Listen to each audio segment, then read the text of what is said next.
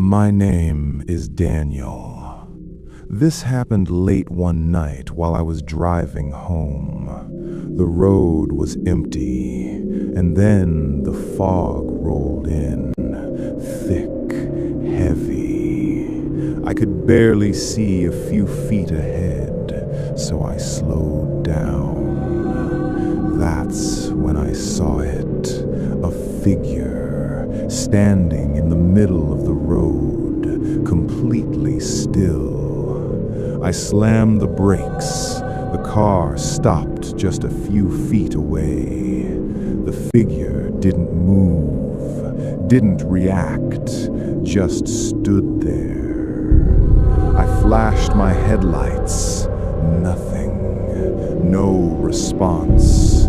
I rolled the window down slightly and said, "Hey, are you okay?" No answer. Then, slowly, the figure started walking toward my car. Not normal walking, slow, dragging steps. I locked the doors immediately, heart pounding. The figure reached the front of my car and stopped right in front of me, close enough to see its face, but the fog covered everything. No features, just darkness.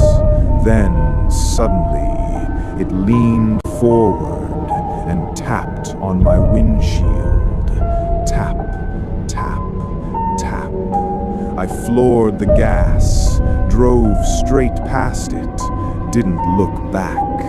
But in my rear view mirror, I saw something that still doesn't make sense. The figure was still standing in front of my car.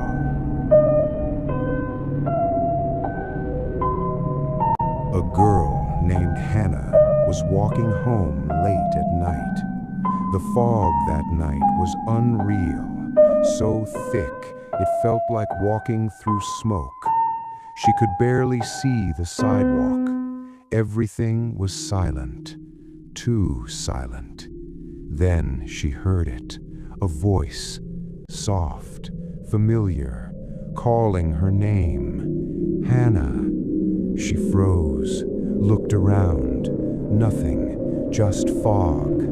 Then it came again, closer this time. Hannah, over here.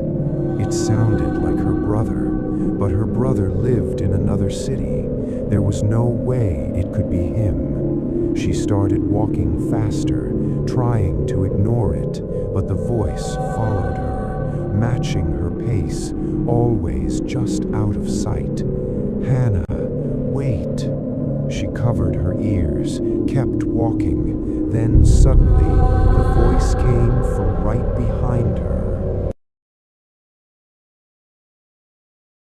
This is the most disturbing one. A man named Eric was waiting at a bus stop early in the morning, around 5 a.m. The entire area was covered in thick fog. He couldn't see the road, couldn't see the buildings, just the small bench he was sitting on. And then someone else sat down next to him.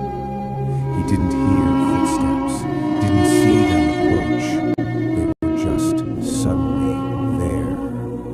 He turned slightly, but couldn't see their face. The fog covered everything. They didn't speak, didn't move, just sat there. Minutes passed, total silence. Then Eric checked the time, looked back up, and the person was closer now, right next to him. He shifted away slightly, uncomfortable. That's when the person spoke, low, calm, almost emotionless. "You weren't supposed to see me." Eric stood up immediately, stepped back, and that's when the fog shifted for a second, just enough to reveal something impossible.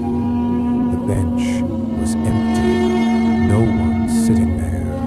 But the voice came again, right beside him, too late now, whispering directly into her ear, "Why won't you look at me?"